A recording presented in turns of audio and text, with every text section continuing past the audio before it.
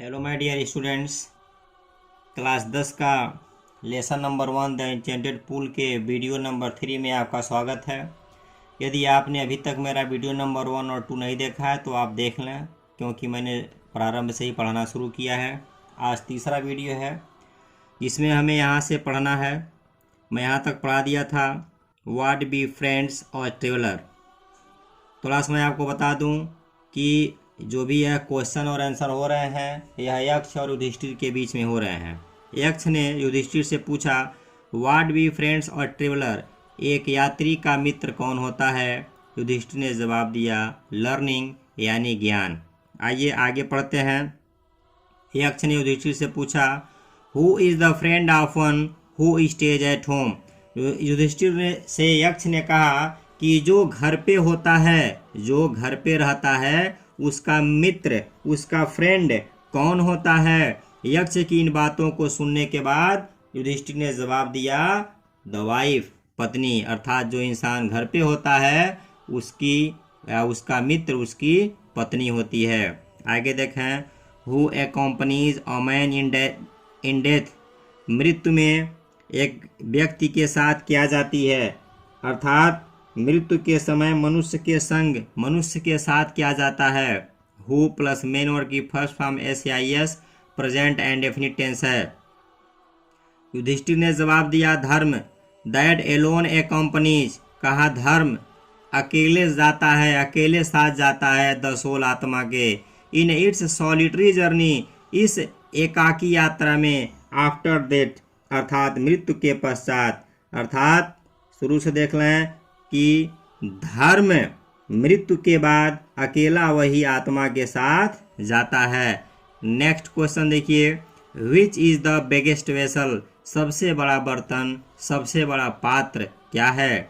यह यक्ष ने पूछा किससे, युधिष्ठिर से। युधिष्ठिर ने जवाब दिया द अर्थ, धरती, विच जो कंटेंट्स समाहित कर लेती है, ऑल विद इन इटसेल्फ, सारी चीजों को अपने अंदर, इज द ग्रेटेस्ट वेसल, यही सबसे बड़ा बर्तन है या यही सबसे बड़ा पात्र है।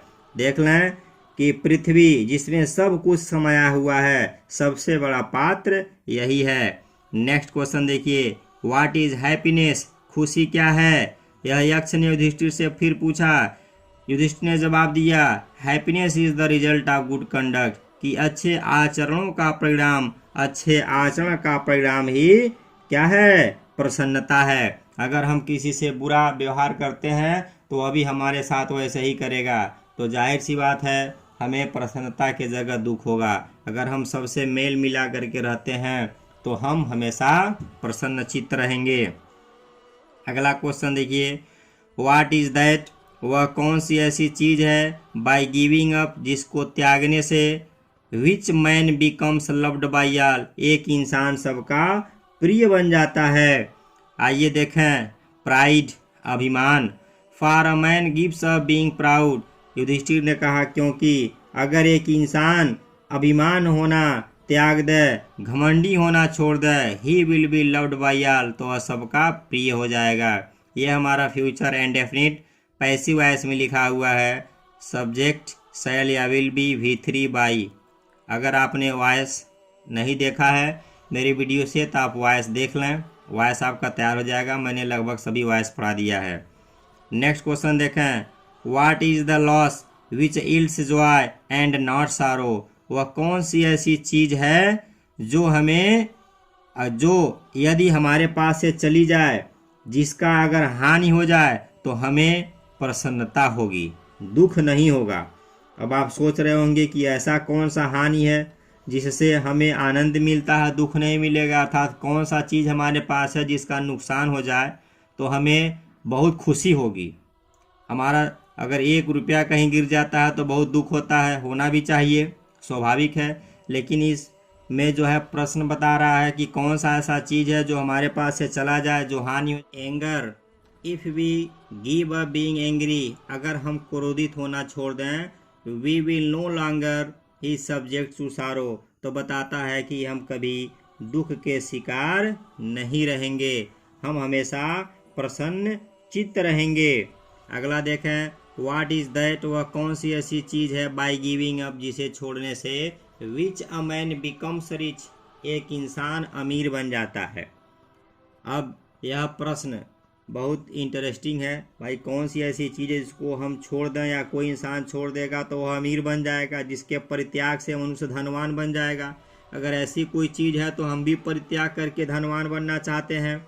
लेकिन इसका अर्थ साहित्यिक अर्थों में देखें, डिज़ायर, इच्छा। If man gives up being greedy, अगर एक इंसान लालची होना छोड़ दे, अगर एक इंसान लालची होना छोड़ दे, अगर एक इंसान अपने लालच का परित्याग कर देता, त्याग कर देता है, ही विल बिकम वेल्दी, तो वह धनवान हो जाएगा।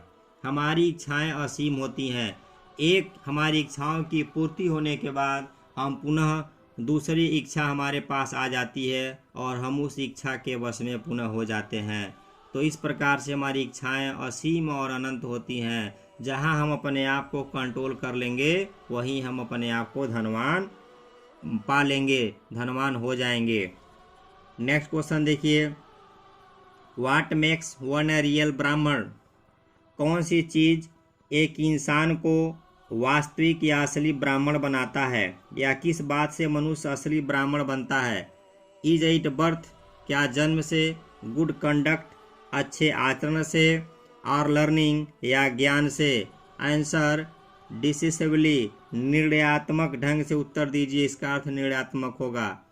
यक्ष ने युधिष्ठिर से पूछा कि कोई इंसान ब्राह्मण कैसे बनता है। बर्थ से मीन्स जन्म से, अच्छे आचरण से, या लर्निंग से।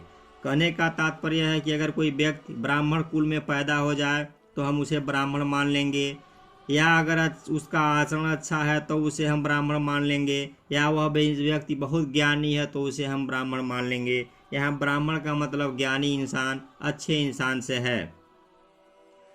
युधिष्ठिर ने जवाब दिया, birth and learning do not make one a real ब्राह्मण, प्रेजेंट एंड डेफिनिट टेंस है डू नॉट। जन्म और ज्ञान से कोई इंसान ब्राह्मण नहीं बनता। गुड कंडक्ट एलोन डज, अकेले अच्छे आचरण से ही एक इंसान क्या बनता है, ब्राह्मण बनता है।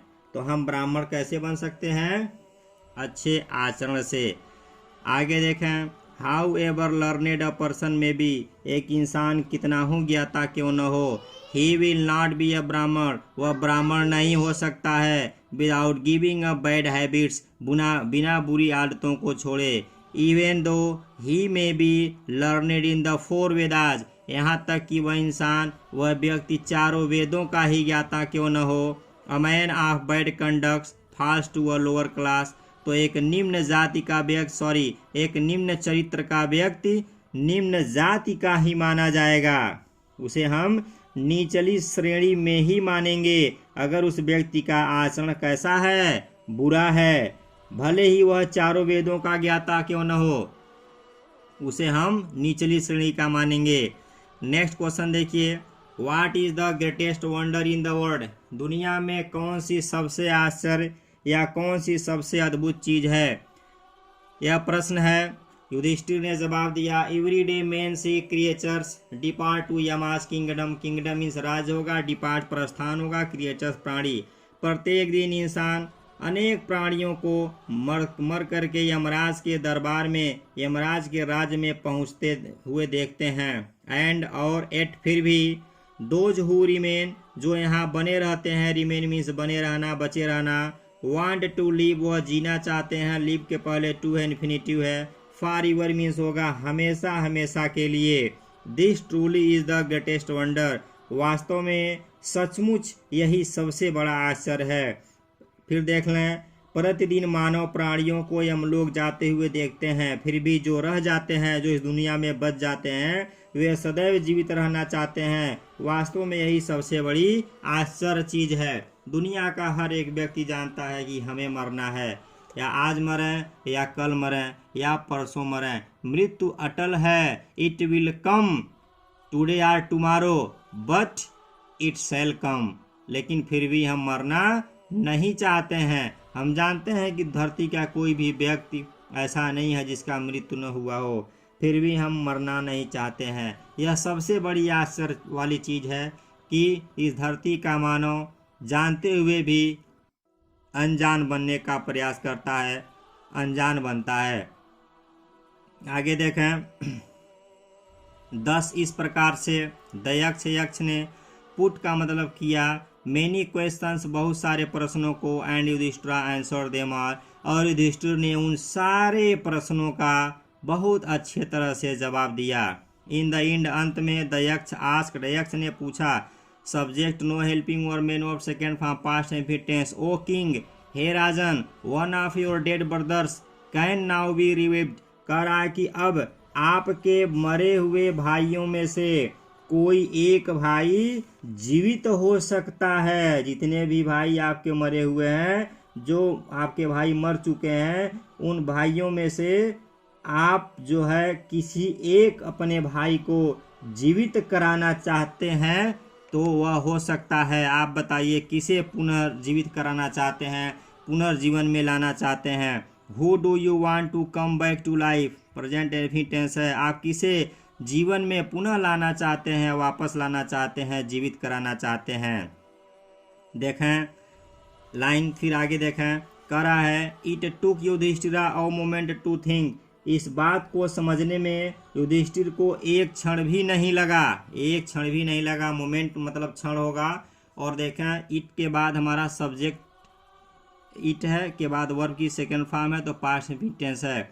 It took Yudhishthira a moment to think and और देन तब ही विश्ड, वह इच्छा व्यक्त किए दैट द क्लाउड कम्प्लेक्शन, की मेघ वर्ण वाला, लोटस आइड कमल नयन वाला, ब्रोड चेस्टेड चौड़े वक्षस्थल वाला, एंड लॉन्ग आर्म्ड लंबी भुजाओं वाला नकुल यानी नकुल। नकुल की ये सभी विशेषताएं हैं जो cloud complexion, lotus eyed, broad chested, long arm है, ये नकुल की विशेषताएं हैं।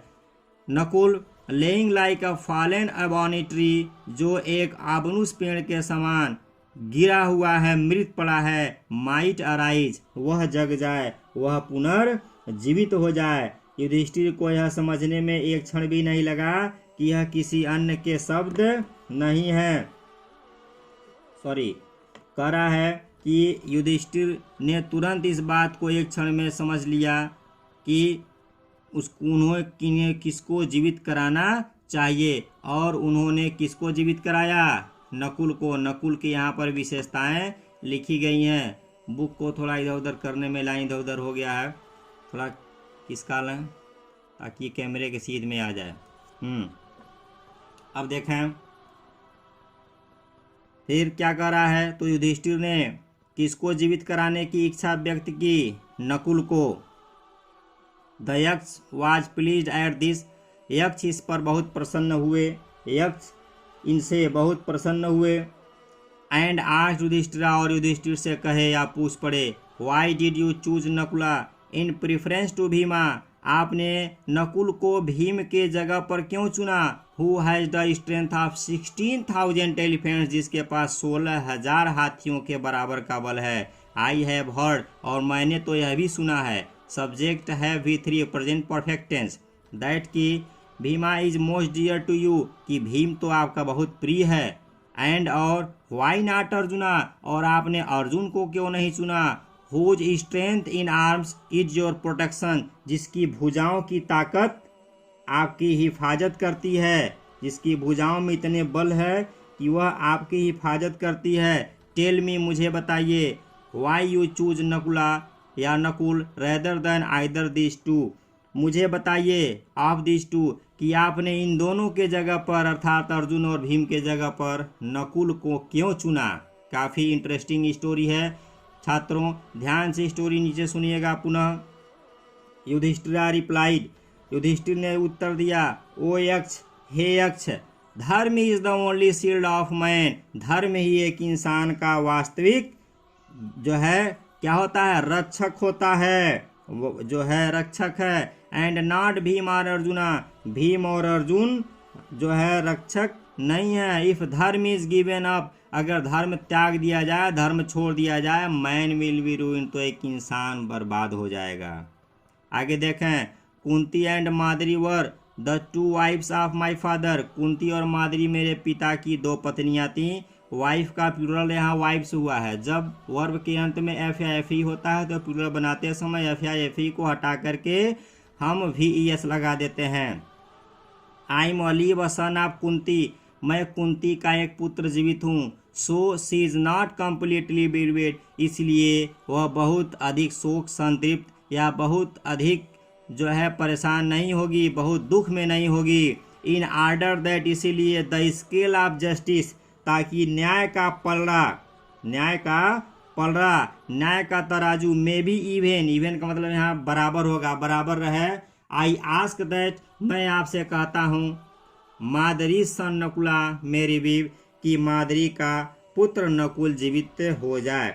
फिर देख लीजिए यहाँ से युधिष्ठिरा से लेकर के रिवाइव तक युधिष्ठिर ने उत्तर दिया, हे यक्ष, धर्म ही मनुष्य की ढाल है, भीम या अर्जुन नहीं। यदि धर्म को त्याग दिया तो मनुष्य नष्ट हो जाएगा। कुंती और माद्री मेरे पिता की 2 पत्नियां थीं।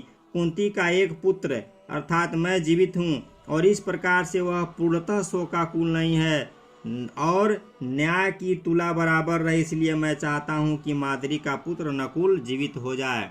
आपको यह याद रखना होगा कि नकुल के माता का नाम क्या था? माद्री था। याद करने का मैं आपको एक ट्रिक बता देता हूँ, आप याद रख लीजिएगा। LMN अल्फ़ाबेट में L के बाद M तब N आता है, तो M फॉर माद्री होगा, N फॉर क्या होगा? नकुल। तो जो एक पास होंगे वह माता और जो है पुत्र होंगे। इस तरह से देखिए, M से माद्री हो गया, N से क्या हो गया? नकुल हो गया। नेक्स्ट देखें, the Yaksha was most pleased with Yudhishthira's impartiality. कह रहा है कि यक्ष युधिष्ठिर की निष्पक्षता से अत्यंत प्रसन्न हुए। एंड ग्रांटेड, और अनुमति दे दिए, वरदान दे दिए, दैट की all his brothers would come back to life, कि उनके सब भाई जीवित हो उठें, जीवित हो जाएं। इट वाज यमा, यह यमराज थे, द लॉर्ड ऑफ डेथ, मृत्यु के देवता थे, who had taken the form of यक्ष, जो यक्ष का रूप धारण किए थे। हैड के बाद V3 है तो पास्ट परफेक्ट टेंस है। सो दैट का मतलब ताकि होगा। ही माइट सी युधिष्ठिरा, ताकि वह युधिष्ठिर से मिल सकें, युधिष्ठिर को देख सकें। एंड टेस्ट हिम, और उनका परीक्षा ले सकें। ही एम्ब्रेस्ड युधिष्ठिरा, एम्ब्रेस मतलब होता है आलिंगन करना, गले लगाना। वह युधिष्ठिर को आलिंगन किए, गले लगाए। एंड ब्लेस्ड हिम, और उन्हें आशीर्वाद दिए। देन तब ही डिसअपीयर्ड, वह वहाँ से गायब हो गए, अदृश्य हो गए, अंतर ध्यान हो गए। तो छात्रों, इस तरह से आपका यह पहला जो आपका प्रोज का पहला चैप्टर था इंचेंटेड पूल, यह पूरी तरह से समाप्त हो गया। अब इसके बाद इसका क्वेश्चन आंसर लिस्ट से लिस्ट बी, सिनोनिम्स एंटोनिम्स जो भी इसके एक्सरसाइज में दिया गया है आपको नेक्स्ट वीडियो में बताया जाएगा। आज के लिए बस इतना ही। अगले वीडियो के लिए आप इंतज़ार करें, फिर आपको जो है इसका अगला पार्ट कल मिलेगा। तब तक के लिए गुड बाय।